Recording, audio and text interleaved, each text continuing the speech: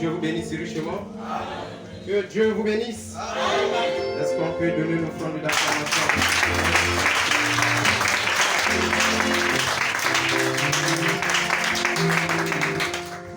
Nous allons tous nous lever pour lire la parole. Dans l'Ancien Testament, là où nous avons l'habitude de lire,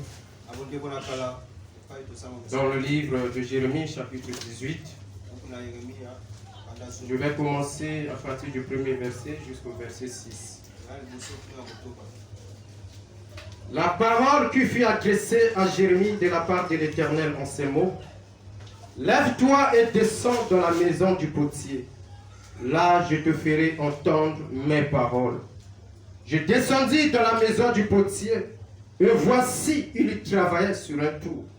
Le vase qu'il faisait ne réussit pas, comme il arrive à l'argile dans la main du potier. Il en refut un autre vase, tel qu'il trouva bon de le faire.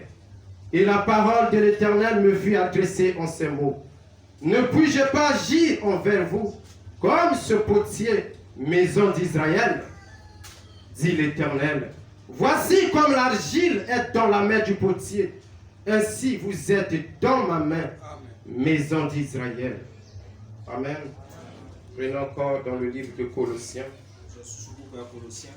Colossiens chapitre 4. Je vais lire juste le deuxième verset. Persévérez dans la prière. Veillez-y avec action de grâce. Oh, je l'aime. Oui,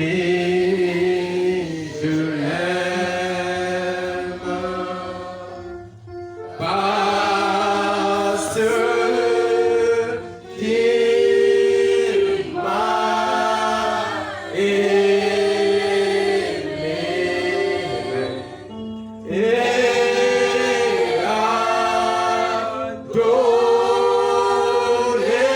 donné sa vie pour moi. Alléluia.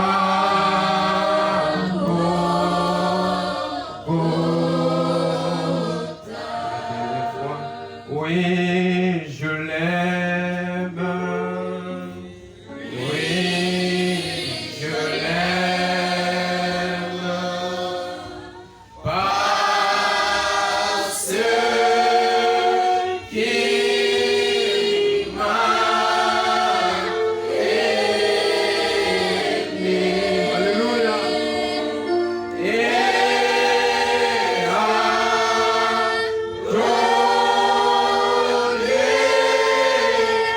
sa vie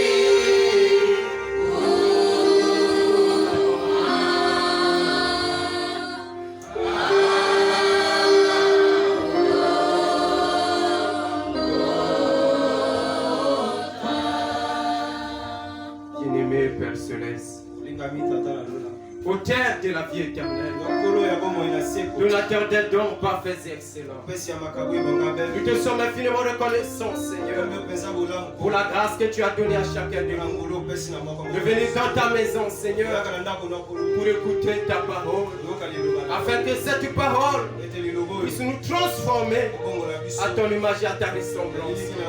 Seigneur Jésus, notre Père, mais l'homme de côté, Seigneur, je ne suis qu'un homme.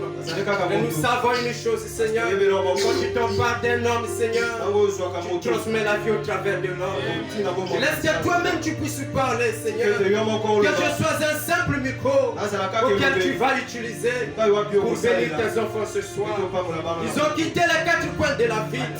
Ils ne sont pas venus ici voir un homme, contempler un homme, ils se serraient les mains les uns des autres.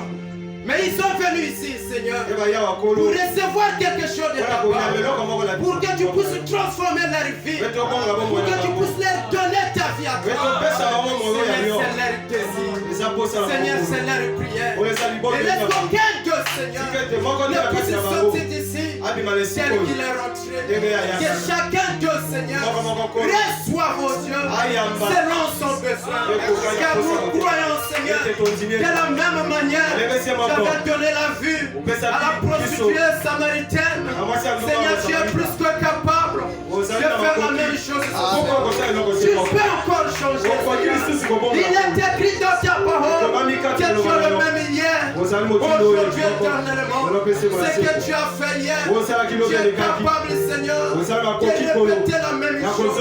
Et laisse que tes enfants qui sont rentrés ici avec des préoccupations, avec des péchés dans le cœur, toi le Dieu de la Bible, toi le Dieu de Frère Branham, toi le Dieu de notre pasteur, que tu donnes un changement à chacun Dieu, Seigneur. Oh Dieu notre Père, nous voulons rêver dans notre vie, nous voulons rêver dans nos cœurs, que le Dieu de notre pasteur, qu'il soit le Dieu de tout un chacun, que le Dieu de notre prophète soit le Dieu de tout un chacun, que chacun de nous, Seigneur, alléluia, puisse avoir un témoignage que mon Dieu est vivant, que mon Dieu est réel. C'est cela notre prière. Est-ce que la même chose, Seigneur, puisse se faire ce soir? Oh Dieu, nous voulons quitter ici avec un amen dans le cœur. Nous voulons quitter ici avec un changement véritable. Et qu'on à la maison, Seigneur, que chacun puisse chanter comme ça. Un cri de joie dans son âme. Que Dieu m'a libéré. Oh Dieu, bénis notre pasteur. Oh Dieu, surtout sa santé, Seigneur. Toi le Dieu guérisseur. Tu as dit dans ta parole que le diable emmène les maladies, mais les enfants de Dieu reçu l'ordre de la chasser. Est-ce que toi le Dieu guérisseur, toi qui as guéri hier, oh Dieu, tu connais la guérison de notre pasteur, dans le puissant nom du Seigneur Jésus. Donne-lui une parfaite santé, car nous avons besoin de lui. C'est l'homme que tu as mandaté, Seigneur, pour conduire nos âmes. Et comment le fera-t-il si son corps n'est pas en forme? Voilà pourquoi nous te prions, Seigneur, de restaurer son corps dans le puissant nom du Seigneur. Tu n'as jamais failli. Il est écrit, oh Dieu, c'est des choses que tu ne peux pas faire. Tu ne fais pas mentir. Et tu ne peux pas faillir. Dans ta parole, il est écrit, tu es l'Éternel qui pardonne nos iniquités et qui guérit toutes nos maladies. Et aucune maladie ne peut te résister. Quel que soit le nom de cette maladie, Seigneur, tu as la solution. Accorde cela, Seigneur. Pour le puissant nom du Seigneur, nous avons ainsi prié, témoin. Amen. Que Dieu vous bénisse. Que Dieu vous bénisse. Êtes-vous dans la joie d'être dans sa maison? Est-ce que vous pouvez dire shalom, mon frère, à la sœur qui est à côté de vous? Dites-lui que Dieu te bénisse, mon frère. C'est la meilleure phrase que l'on puisse dire à quelqu'un. C'est de lui dire que Dieu te bénisse. Que Dieu vous bénisse richement. Nous sommes dans la joie de se retrouver encore dans la maison du Seigneur. Et nous bénissons le nom de notre Seigneur Jésus-Christ pour cette grâce qu'il a donnée à chacun de nous de venir encore dans sa maison pour écouter sa parole. Amen. C'est là où nous recevons les instructions. Les instructions célestes. De la même manière que ce corps, pour être en forme, doit se nourrir des choses de ce monde, a besoin de la nourriture naturelle, a besoin des légumes pour se maintenir en forme. Ainsi notre corps spirituel, notre être spirituel a besoin de la parole pour se maintenir en forme. Voilà pourquoi nous bénissons le nom de l'Éternel pour cette opportunité de se retrouver encore dans sa maison pour écouter sa voix. Êtes-vous dans la joie? Êtes-vous dans sa maison? Que le Seigneur vous bénisse richement.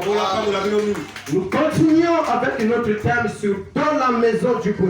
Alors ce soir, s'il y a encore une chose que je peux vous demander, c'est de m'accorder votre attention. Nous allons parler un peu Et ensuite nous allons prier. Amen. Mon dit, ce n'est pas la longueur de l'écriture qui compte, mais c'est ce que l'écriture contient. Alléluia. Nous avons parlé le dimanche, nous avons beaucoup insisté sur Samson. Samson et Delilah. Delilah savait que Samson avait reçu quelque chose de la part de l'Éternel. Delilah savait que Samson possédait une puissance. Mais elle ne connaissait pas d'où venait cette puissance. Et tout ce que Delilah cherchait à faire, c'était de découvrir le secret de Samson. Et lorsqu'elle a découvert le secret de Samson, c'est qu'il faisait la force de Samson. Et c'est là où Samson est tombé. Nous avons dit que cela représentait l'église. Cela te représentait, cela me représentait. Cela représentait la situation de l'église. L'état dans lequel l'église se trouve. Et tout le temps que nous parlons de l'église, il ne s'agit pas de ce bâtiment. En aucun cas l'église c'est ce bâtiment. Il est vrai que nous l'appelons église, mais en réalité la véritable église, il ne s'agit pas de cette maison, mais il s'agit de toi, il s'agit de moi. Et la seule manière de bénéficier de quelque chose dans la parole, c'est de mettre votre nom à la place de ce personnage. C'est en faisant ainsi que vous pouvez recevoir quelque chose de cette écriture. Alors écoutez ceci attentivement. Car nous sommes venus ici pour recevoir quelque chose. Je vais parler juste un peu. Et ainsi nous allons prier. Voilà, me dit ceci. Donc où est partie ta force, Samson? Paragraphe 31. Je sais que cela tranche. C'est difficile. Je n'aime pas faire ça. Vos membres, les dollars des pentecôtistes, les dollars, l'argent, nourrissent mes enfants. Les dollars des pentecôtistes me font voyager à travers le monde pour prêcher aux païens. Je vous aime. Mais c'est la raison pour laquelle je vous réprimande. Et je me comporte ainsi.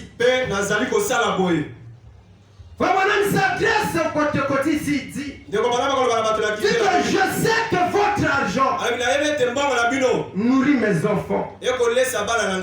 Je sais que votre argent me fait voyager pour aller prêcher l'évangile aux païens. Je vous aime. Et c'est la raison pour laquelle Frère Branham ne pouvait pas faire les compromis avec la parole. Et l'amour ne fait pas les compromis. Est-ce que vous êtes avec moi? Il dit je vous aime. Mais c'est la raison pour laquelle je vous réprimande. Et je me comporte ainsi. Je vois le monde s'infiltrer. Je suis zélé. Si je vois ma femme filtrer avec un autre homme, vous me verrez la suivre très vite. Et c'est correct. C'est parce que je l'aime. Et quand je vois l'église commencer à filtrer avec le monde, cela suscite quelque chose en moi. Je ne peux pas rester tranquille. Vous nourrissez. Vous me nourrissez. Vous me faites voyager. Et c'est la raison pour laquelle je ne dois pas permettre que quelque chose de mal puisse vous bloquer. Puisse bloquer votre croissance spirituelle. Il dit, si je vois quelque chose, rentrer dans l'église, le mal, la mondialité, prendre les enfants de Dieu captifs, je ne peux pas rester tranquille. Et tout véritable auxiliaire de William Branham ne sera jamais tranquille en voyant le péché pénétrer dans l'église.